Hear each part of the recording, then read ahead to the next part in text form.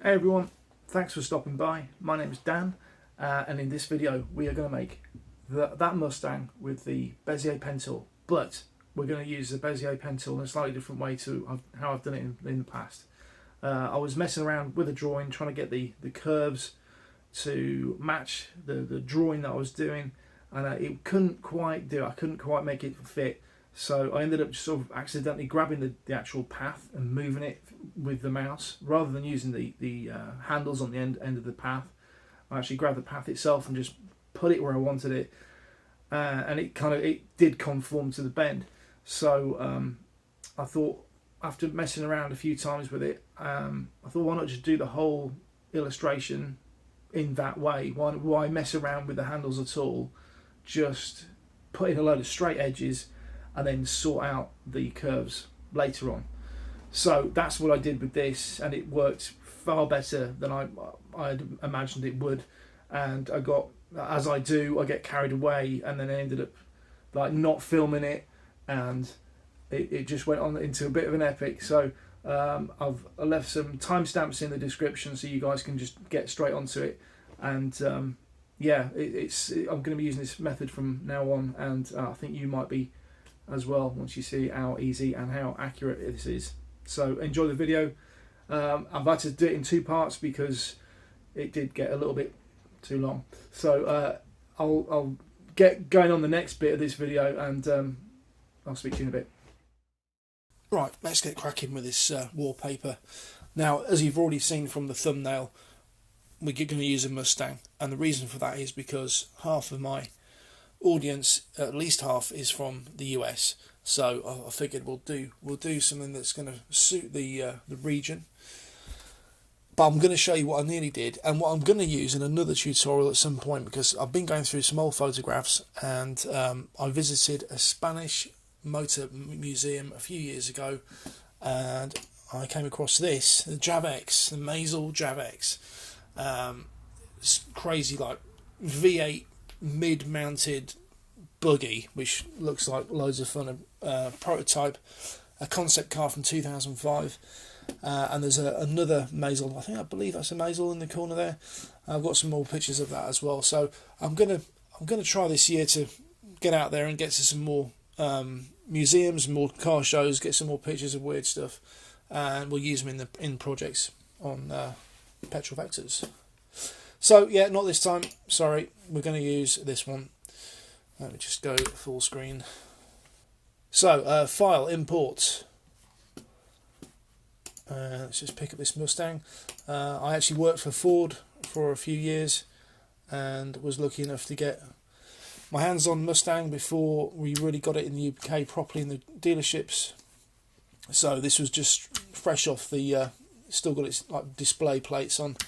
So I had some fun with those a few years ago, and what I've done is I've set the document properties to 1920 by 1080 because that is the native resolution of my screen.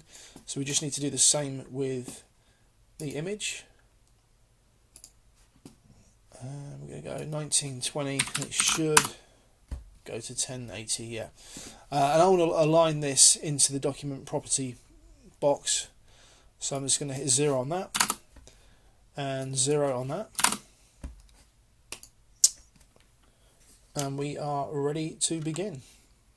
Right, so as in other tutorials I've done, we're going to use the Bezier pen tool, which is B, but we're going to use it in a slightly different way. I think I've got a more efficient way of working with it, especially on complicated pieces like this. So it basically involves, it's the Bezier pen tool, it's Bezier curves, but we're actually going to draw straight lines with it. So let me just show you on this headlight. I'm going to show you the technique once on here, and then we're going to go time lapse, because I think once I show you this, once you understand this, you'll get the whole gist of what I'm trying to do. So we're looking for a straight edge. I'm going to put like where that curve ends there. We're going to just drop down let me just zoom in a bit more. We're going to drop our first node there. It's fairly straight to about here somewhere, so we're going to click there, and we're going to jump over that bend and carry on past it to where it straightens out again, and click on there, and then you can just carry on round somewhere like that. and hit enter. Let's just change that stroke line to yellow so you can see what I'm going to do. And then we're going to go up to the Edit Paths by Nodes tool, and then you can see the red path. Just zoom in again, and now it's just a case of grabbing that line, just hover over it so you get the crosshairs there, and just drag it, and you can get a nice accurate line. So my plan is to do that over the whole car. I'm just going to straight edge the whole thing and then go back in and adjust the whole lot. So I'm going to go to time lapse and enjoy the ride, and I will speak to you in a little while. Well, in about 3 or 4 hours probably, but yeah, whatever. Speak to you in a bit.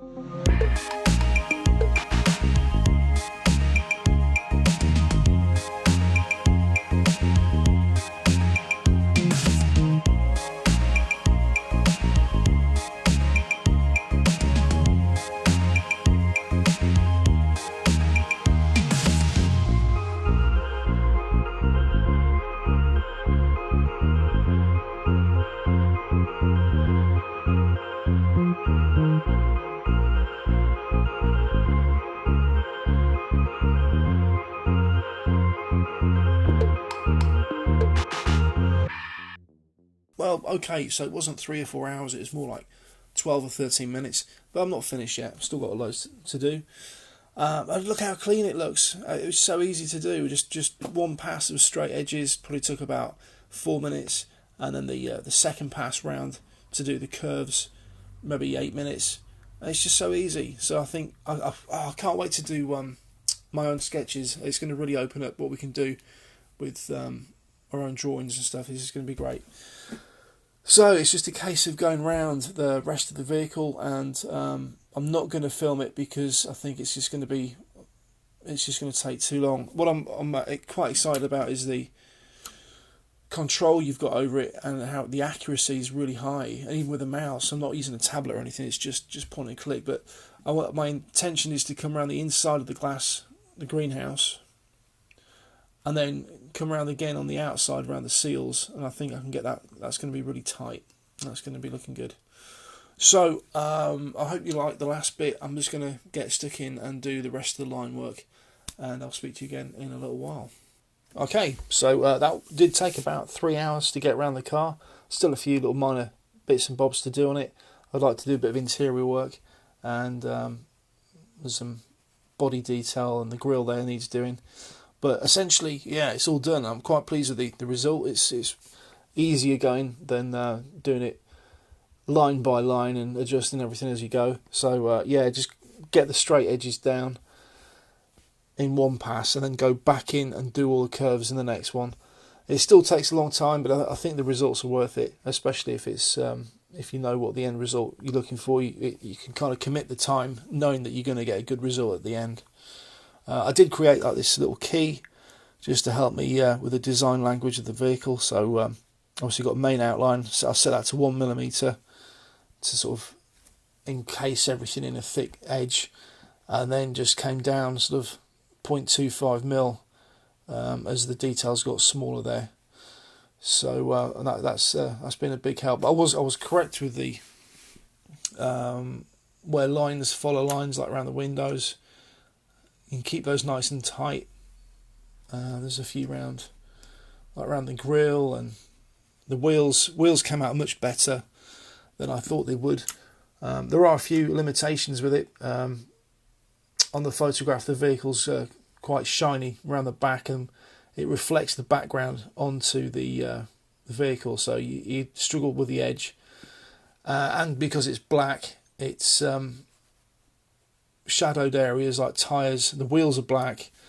The shadows behind obviously are dark, and you sometimes it's difficult to see the edges. So you got to kind of decide how to deal with that as you go. But I think in the future, the important thing is when I take pictures, I'm going to really bear that in mind as I take pictures, and hopefully avoid those situations in the future. So I'm going to wrap the video up at this point, because I want to do this properly. It's worked out so well so far, so I'm going to spend a bit more time on this and hit another video with it so we can get the wallpaper finished. I'll stick a background in there. I'm going to put the channel logo in, and it should be looking pretty good.